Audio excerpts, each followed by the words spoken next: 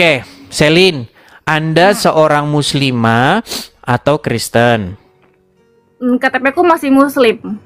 KTP masih muslim. Maksudnya bagaimana ini? Udah nyari-nyari perbedaan itu, terus aku jadi sekarang lebih percaya ke Kristen ya.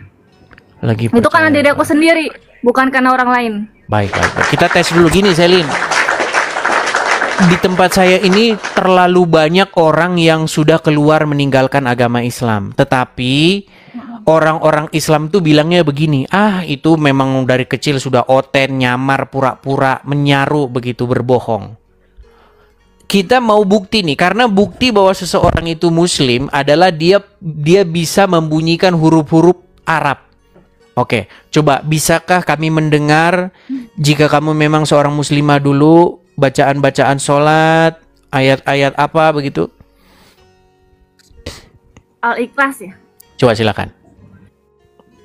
Bismillahirrahmanirrahim. Qul huwallahu ahad, Allahu somad, lam yalid walam yulad, walam yakul lahu kufuwan ahad. Oke, coba yang lain. Al-Fatihah. Silakan Al-Fatihah.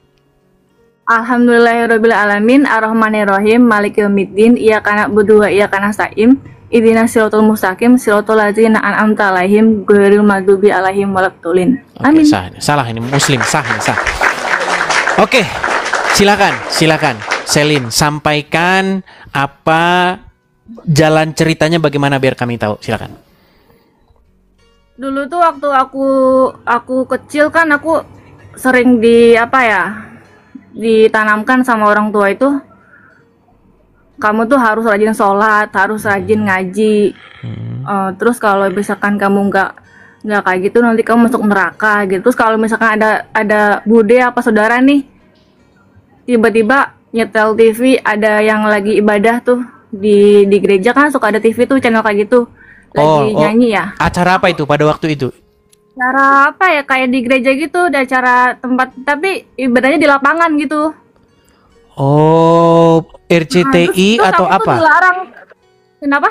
RCTI atau apa? Karena setahu saya satu-satunya TV yang nyiarin ajaran agama Kristen itu kalau nggak salah waktu itu RCTI doang. Aku nggak ingat soalnya itu aku masih kelas 1 SD gitu. Oh, yang masuk TV itu ya pendeta-pendeta Kristen yang masuk TV itu ada Pak Gilbert Lumoindong, ada Philip Mantopa, kemudian ada siapa lagi? Kalau zaman dulu masih zamannya Pak Gilbert dulu, masih yang di TV. Masih rambutnya masih model zaman-zaman saya masih kecil juga itu, masih SD. Gitu kan? Yang kamu tonton siapa waktu itu? Pak Niko juga ada. Oh, nggak ingat, pokoknya itu cuma Oke, baik, nggak apa-apa, teruskan. Saya cuma pengen detailnya aja. Oke, terus lanjut. Ya, terus langsung suruh ganti gitu, matiin, jangan nonton itu.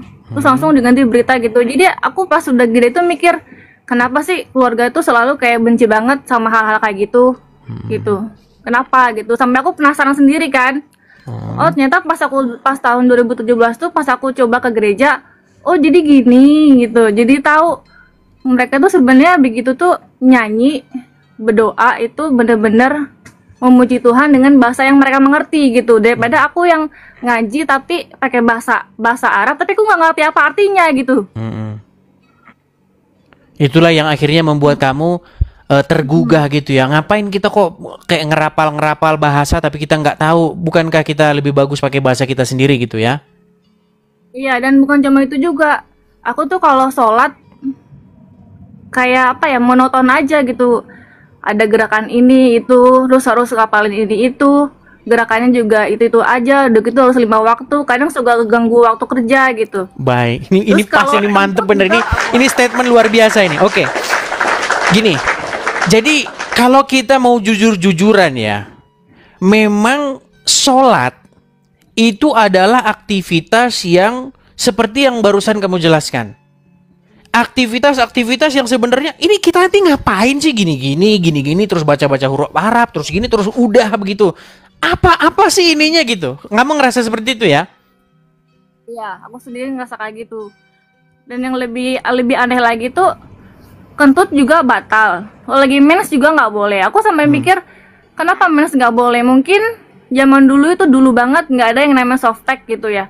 Jadi takut kemana-mana darahnya, makanya dilarang gitu sholat lagi mens gitu. Mungkin kalau sekarang kan udah modern ya, udah ada softtek bla bla bla gitu kan. Ya masa kayak gitu aja nggak boleh? Padahal aku aja di gereja kentut lagi mens juga nggak masalah gitu. Harusnya kan Tuhan itu melihat kita gimana cara kita itu, niat kita itu mau memuji Tuhan gitu, bukan harus dengan penampilan kita apa gimana, kan harusnya nggak boleh gitu dong, namanya kan pilih kasih.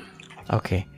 Baik, jadi intinya apa kebiasaan-kebiasaan dalam agama Islam yang apa namanya hafal-hafalan, terus gerakan-gerakan begini, gerakan begitu, akhirnya membuat kamu itu ngerasa meaningless begitu ya, kayak nggak ada artinya begitu ya? Iya. Oke, Monoton hanya aja gitu ritual-ritual kalau sholat. jasmaniah begitu ya?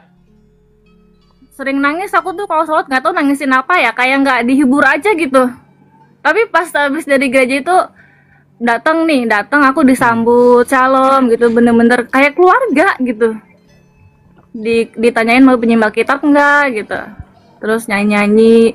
Oke, dengan bahasa yang aku kapan itu mengerti. terjadi? Kapan kamu mulai pindah dari Islam ke Kristen? 2017. 2017. Oke. Makasih Bang Tobias. Jadi setelah itu yang terjadi dari 2017 sampai sekarang bagaimana?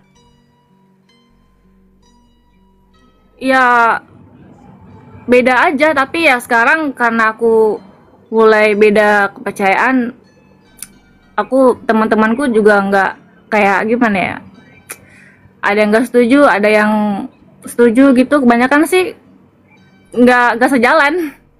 Tapi susah kalau mau maksain mereka untuk ngertiin aku, susah karena mereka juga dari kecil tuh kayaknya mereka ditanamkan begini suci, orang agama Islam tuh suci, jadi susah.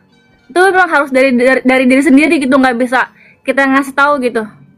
Oke, baik. Ada sesuatu yang tertanam, pola pikir yang tertanam di dalam pikiran mereka bahwa Islam itu sedemikian rupa, kalau sholat harus bahasa Arab dan lain sebagainya. Iya, baik.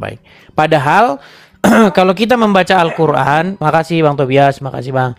Kalau kita membaca Al-Quran, tidak ada di dalam Al-Quran itu perintah untuk sholat pakai bahasa Arab. Bahkan di dalam Al-Quran, janganlah kamu mendekati sholat dalam keadaan mabuk hingga kamu mengerti apa yang kamu ucapkan. Begitu. Jadi sholat itu dia harus tahu apa yang dia ucapkan. Kalau dia tidak mengerti apa yang dia ucapkan, dia seperti orang yang mabuk. Kalau orang mabuk itu kan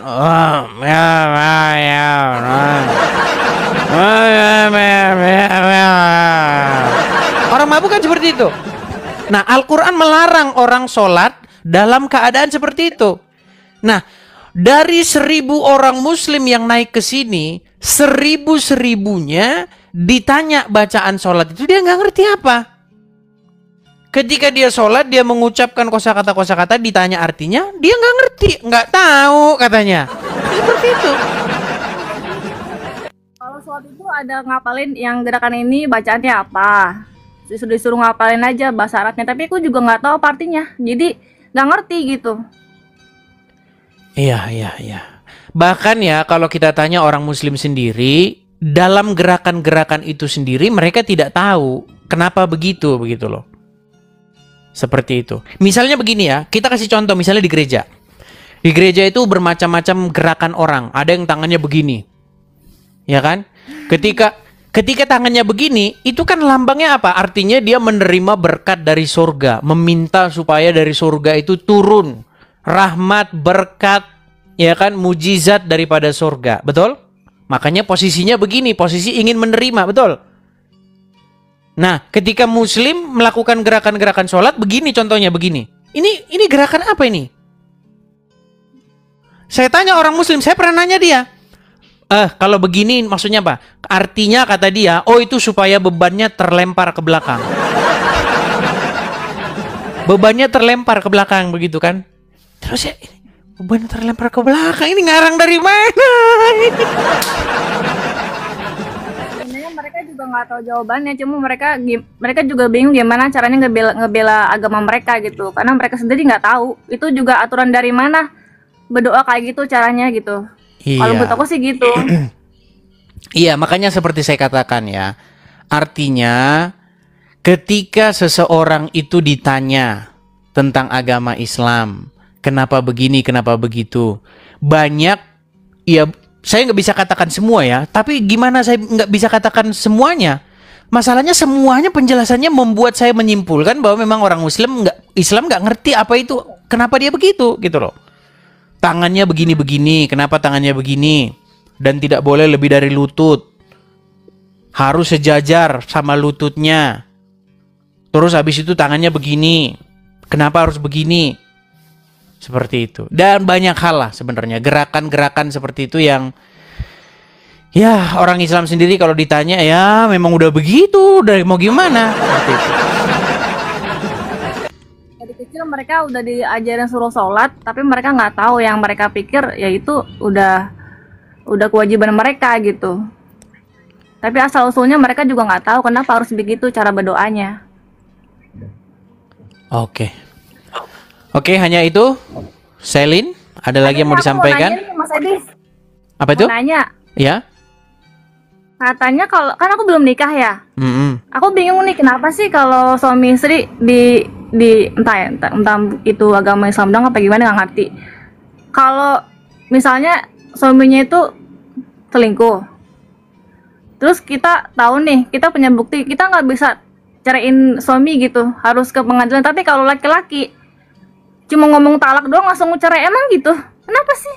Iya, Jadi kayak karena di dalam agama Islam, rendah banget, kayak nggak dihargai banget perempuan tuh. Makanya aku takut. Sama sekarang aku belum nikah takut. baik, begini.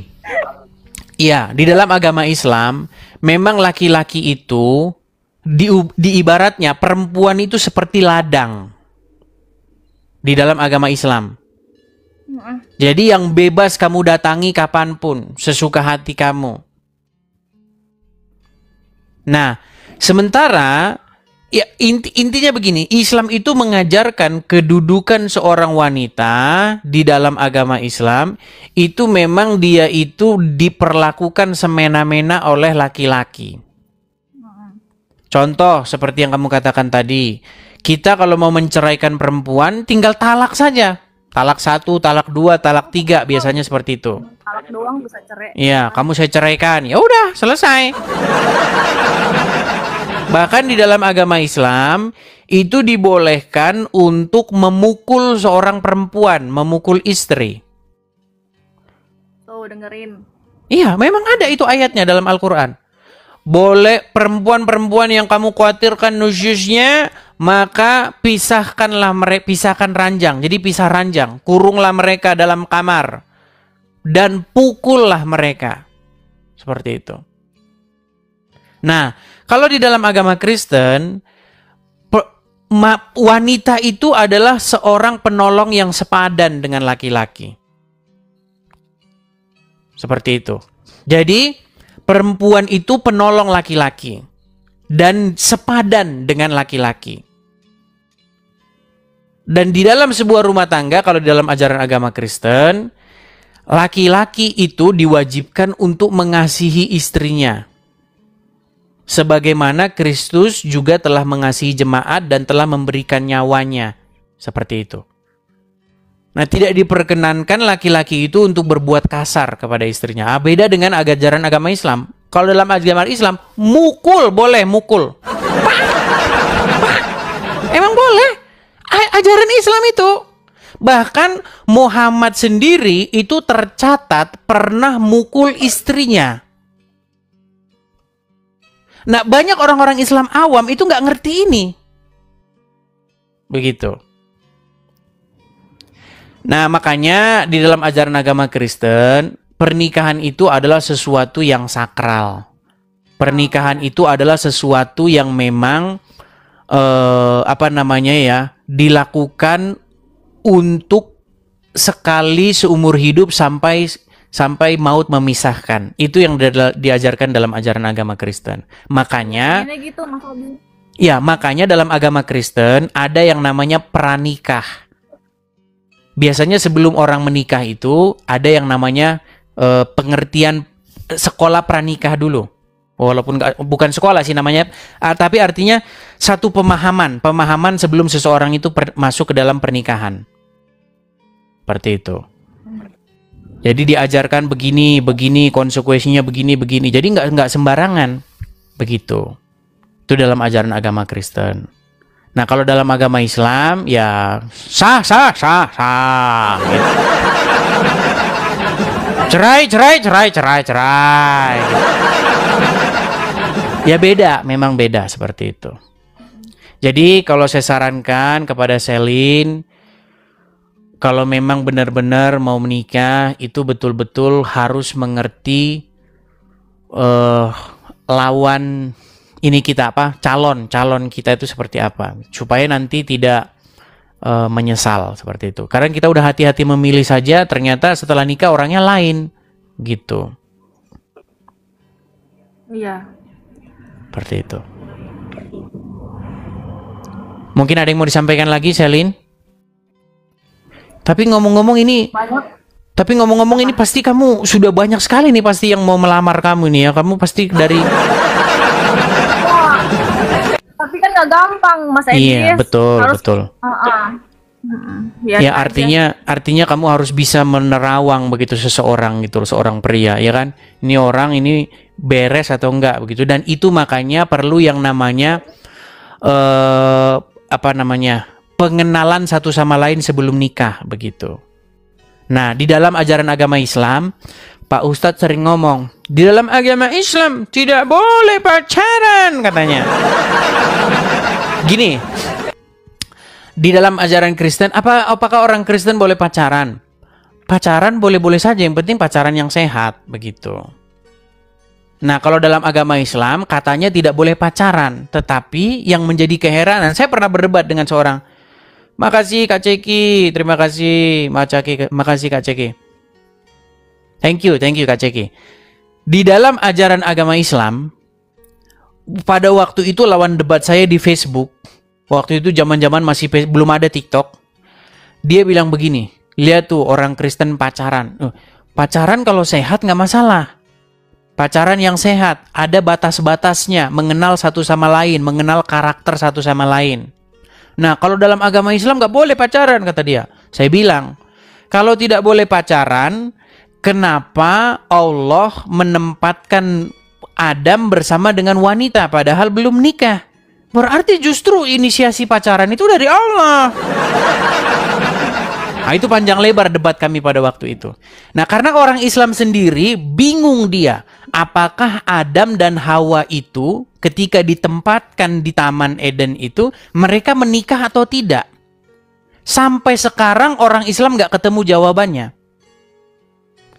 Apakah Adam dan Hawa di dalam Al-Quran itu berzina? Apakah dia memang menikah? Karena tidak ada dalam Al-Quran Allah itu menikahkan Adam dan Hawa. Tapi dalam Bible, ketika Tuhan menciptakan perempuan, ya kan, apa firman Tuhan? Beranak cuculah dan berkembang biaklah dan penuhilah bumi. Jadi beranak cuculah, berkembang biaklah, itu perintah Tuhan. Nah, di dalam Al-Quran, nampaknya, karena orang Muslim juga kebingungan, Adam dan Hawa itu berzina di dalam Al-Quran itu. Makanya kesimpulannya memang, ya nanti kalau saya ngomong penistaan agama itu, ya intinya ya si Juma itu ya anak zina gitu. Seperti itu. Juma, Nandar dan kawan-kawan menurut Al-Quran mereka itu adalah anak-anak zina. Karena Adam dan Hawa dalam Al-Quran tidak pernah nikah alias berzina. Begitu. Ya, aku juga takut di poligami, Mas Edis, kalau nikah Muslim itu. Kalau dalam Muslim wajib, nanti kamu kalau tidak dipoligami nanti kamu susah masuk surga. Kalau dalam agama Islam, istri yang mengizinkan suaminya kawin lagi, maka pintu surga akan dibuka selebar-lebarnya. Bagi muslim-muslim yang cerdas, itu akal-akalanmu aja itu. Itu bagi muslimah yang sudah mulai berpikir seperti itu. Ya waktu itu juga aku mau cerita nih Mas Edis ya. Silakan. Kan aku punya kenalan tuh, Mm-mm. temen sih, Ya. temen kok. Tapi dia tuh udah punya istri. Nah, terus beberapa kali ketemu sama teman-teman, terus tiba-tiba dia nawarin gini, kamu mau nggak nikah sama aku? Tapi jadi yang kedua. Hah? Kamu kan udah punya istri? Aku bilang gitu. Hmm. Ya emang kenapa? Gini gini gini. Ya pokoknya singkat cerita, dia bilang gini, di dunia ini itu yang paling banyak itu perempuan, bukan laki-laki. Survei Jadi dari mana? makanya kenapa? Ah? Survei dari mana? Nah itu dia yang mengklaim sendiri. Hmm. Jadi makanya kenapa laki-laki tuh harus menikahi lebih dari satu perempuan, kata dia. Terus menurut kamu kalau misalkan lebih banyak perempuan, kamu harus nikah lebih dari satu gitu? Emang istri kamu nggak apa-apa? Istri saya nggak apa-apa, dia ngizinin kok. Hah? Kamu gila? Kamu sakit ya? Gue bilang. Kamu jangan gitu. Itu namanya kamu menyakiti hati perempuan. Gue bilang itu. Di situ aku berantem sama dia gara-gara aku nggak setuju dia mau nikah lagi. Tapi dia nggak kasihan sama istri dia gitu. Iya. Tapi dia tetap aja kekeh. Dia merasa opini dia tuh bener dengan ajaran dia, kali nggak ngerti juga. Tapi gimana ya? Masa dia nggak punya perasaan sih? Dulu dia nikahin istrinya pakai cinta, pakai sayang, tapi sekarang dia malah kayak gitu. Jadi kayak nggak menghargai perempuan banget gitu loh. Aku udah Iya. bilang sama dia sampai aku berantem, kamu jangan kayak gitu, kasihin istri kamu. Walaupun dia bilang nggak apa-apa, tapi kamu nggak tahu gimana perasaan dia. Aku bilang gitu, sakit tahu hati dia. Iya, itu seperti yang dialami oleh istrinya Agim, Teteh. Siapa namanya? Teteh siapa? Istrinya Agim kan seperti itu. Agim kan nikah lagi pada waktu itu kan. Akhirnya cerai dengan istrinya, tapi akhirnya kembali lagi rujuk seperti itu. Ya, Arman Maulana, tahu kan Arman Maulana vokalisnya Gigi, tahu kan? Dia itu seorang Muslim, tetapi dia saja tahu seperti itu bahwa memperlakukan wanita seperti itu akan menyakitkan. Kan ada liriknya itu. Berawal dari Facebook baruku, kau datang dengan cara tiba-tiba, kan? Terpikir hati untuk mendua, tapi nurani tak bisa mendua. Ku hanya bisa berbagi. Seperti itu. Artinya memang hati nurani itu memang tidak bisa dibodohi, begitu. Ya kan? Artinya itu pasti akan membuat hati istrinya itu pasti ya sakit lah, seperti itu. Nah, bagaimana mungkin di dalam ajaran agama Islam itu mengajarkan yang demikian? Bahkan disunahkan, itu sunnah, ya kan? Sunnah kalau menikah lebih daripada satu itu justru mengikuti Muhammad. Tapi ini percaya nggak percaya, survei yang saya lakukan kepada banyak seorang perempuan muslimah, mereka tidak setuju dengan poligami. Seperti itu.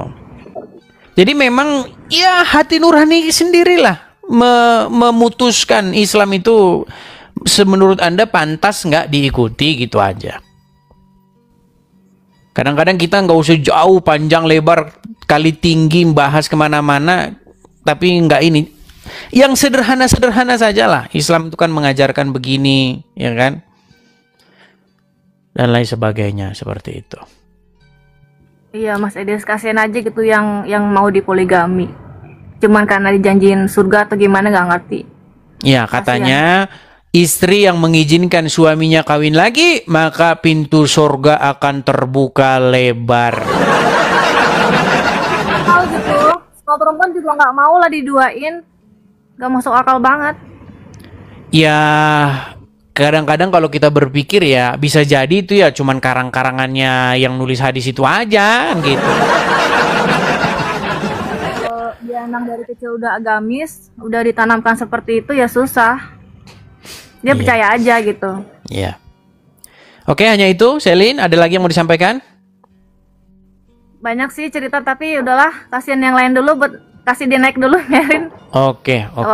Habis ini Mungkin banyak yang next info time, kamu itu. Habis ini banyak yang info kamu ajak kenalan udah pasti. Oke. Terima kasih Selin, saya turunkan. Terima kasih Selin, saya turunkan. Selamat malam, saya turunkan ya. Ya, ini sudah 7.000 orang ya yang menunggu-nunggu. Ya, kita baru siaran kurang lebih 5 belasan menit ya. Ya, privat, silahkan nyalakan kamera Anda.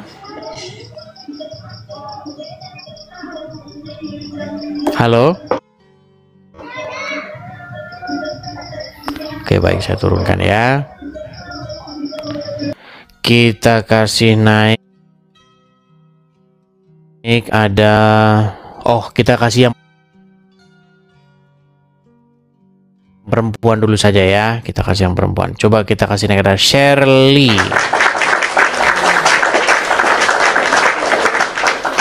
Shirley. Ya. Selamat malam Shirley. Ya, selamat malam.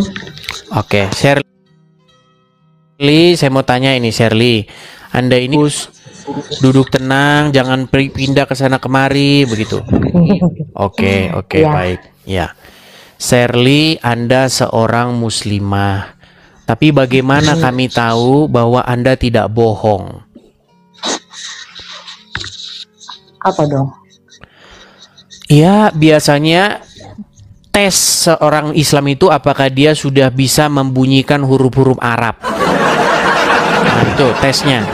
Karena keislaman seseorang diukur apakah dia sudah nyembah atau sudah mengkultuskan, mendewakan, membuat dirinya senang dengan yang Arab-Arab. Itu adalah tes seseorang itu Islam atau bukan. Coba, apakah Anda bisa membaca huruf-huruf Arab? Silakan. Itu aja ya. Iya, memang itu tesnya keislaman seseorang, memang itu. Loh, sebentar saya tanya Shirley, benar atau tidak? Tes keislaman seseorang itu adalah kemampuan dia membunyikan huruf-huruf Arab. Betul atau tidak?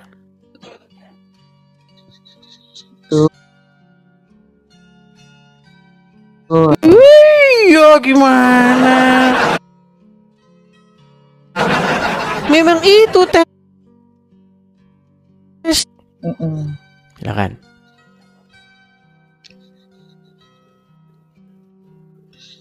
Enggak deh, gini deh. Aku mau nanya. Sebentar, Shirley, gini. Saya ini tidak mau ada orang naik, dia bohong. Tadi kan Anda mengaku bahwa Anda seorang muslimah. Betul? Baca surat aja ya, baca surat aja ya. Iya, baca huruf-huruf Arab. Gimana sih? Iya. Ya silakan, baca surat. Silakan. Mantap, baca. Silakan. Bismillah, a'udzubillahi minasyaitonirrajim. Bismillahirrahmanirrahim. Alhamdulillahirabbil alamin. Arrahmanirrahim. Maliki yaumiddin. Iyyaka na'budu wa iyyaka nasta'in. Ihdinas syiratal mustaqim. Syiratal ladzina an'amta 'alaihim ghairil maghdubi 'alaihim waladdallin. Amin. Walad dolin. Apa arti walad dolin? Terus? Artinya walad dolin?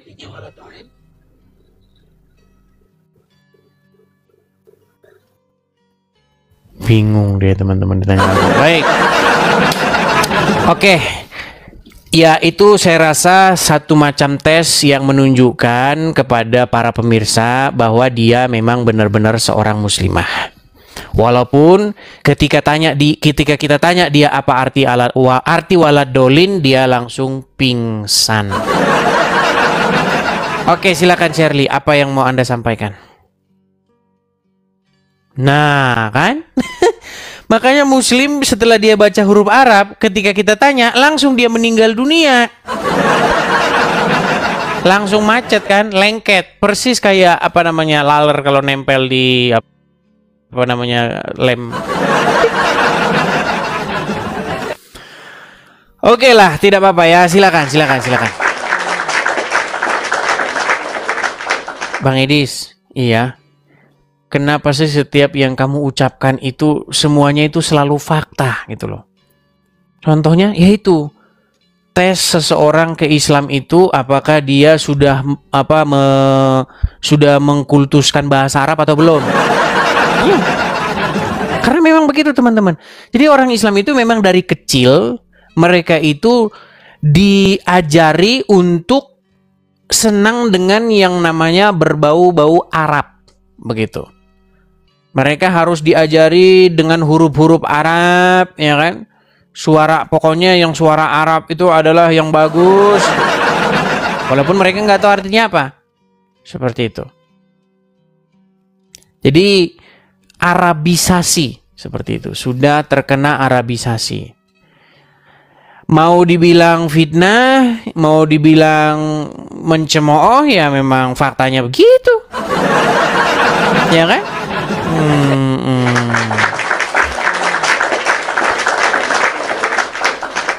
Coba, apa ada, kalau misalnya mengetes seseorang Kristen atau tidak, yang kita tes itu adalah pengetahuan dia tentang Kristen, ya kan? Betul nggak? Tetapi kalau mengetes seseorang itu Muslim, bukan pengetahuan dia tentang agama Islam, tidak. Pengetahuan dia membaca huruf Arab. Oke. Ya, ayo silakan.